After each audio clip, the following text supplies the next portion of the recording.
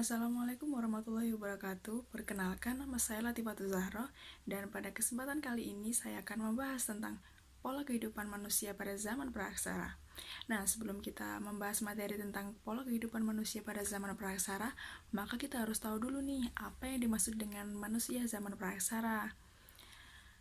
Nah, masa praaksara adalah masa di mana manusia belum mengenal tulisan, dan masa ini disebut juga dengan masa nirleka atau masa prasejarah. Artinya, pada zaman tersebut manusia masih sangat-sangat terbatas dan sangat-sangat sederhana dalam peradabannya. R. Sukmono, seorang sejarawan asal Indonesia, berpendapat bahwa zaman praaksara itu dibagi menjadi dua zaman. Yang pertama zaman batu, dan yang kedua adalah zaman logam. Nah, zaman batu dibagi lagi nih menjadi 4 zaman, yaitu yang pertama zaman Paleolitikum, yang kedua zaman Mesolitikum, yang ketiga zaman Neolitikum, dan yang keempat adalah zaman Megalitikum. Dan selanjutnya, zaman logam juga terbagi lagi nih menjadi dua zaman, yaitu yang pertama adalah zaman perunggu, yang kedua adalah zaman besi. Nah, langsung aja nih, kita akan membahas bagaimana sih kehidupan dari masing-masing zaman tersebut. Yang pertama, kita akan membahas tentang zaman Paleolitikum. Zaman Paleolitikum atau zaman batu tua adalah zaman di mana manusia masih menggunakan alat-alat yang berupa batuan kasar untuk menjadi alat-alat untuk mereka bertahan hidup. Dan kebudayaan tersebut bisa dilihat dari kebudayaan yang ada di Pacitan dan juga di Ngandong. Di Pacitan ditemukan kapak genggam, kapak primbas, dan juga lain-lain sebagainya, sedangkan di Ngandong ditemukan peralatan yang terbuat dari tulang yang berupa alat penusuk dan juga belati. Nah, pada masa Paleolitikum ini merupakan zaman di mana manusia masih dalam tahap masa berburu dan meramu pada tingkat yang paling sederhana. Nah, kenapa seperti itu ya?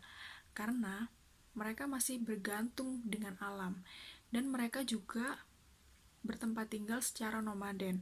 Artinya mereka akan mencari-cari tempat tinggal di mana ada sumber makanan, dan ketika sumber makanannya itu habis, mereka akan pindah lagi ke suatu tempat. Maka dari itu, zaman ini manusianya masih nomaden.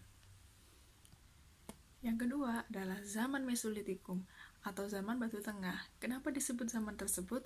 Karena pada masa itu, alat-alat yang digunakan sudah mulai setengah halus dan juga setengah kasar.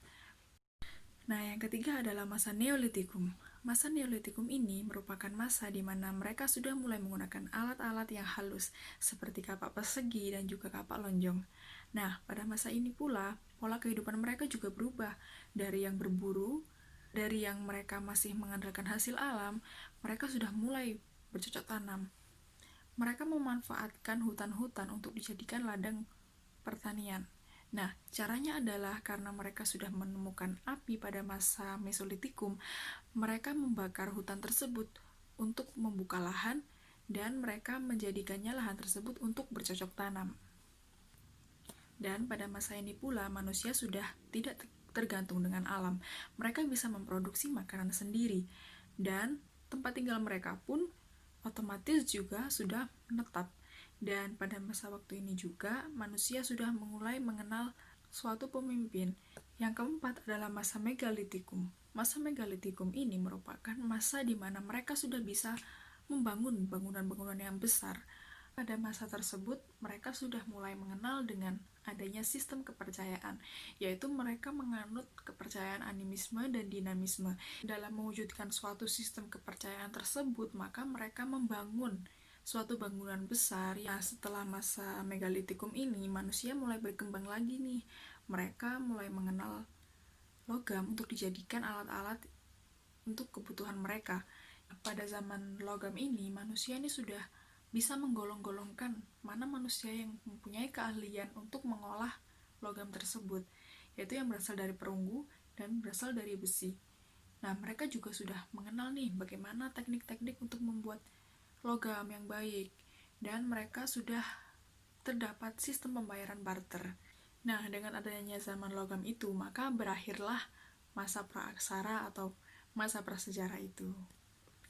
Ya, baiklah, itu tadi pembahasan tentang pola kehidupan manusia pada zaman praaksara, dan terima kasih atas kesempatannya. Wassalamualaikum warahmatullahi wabarakatuh.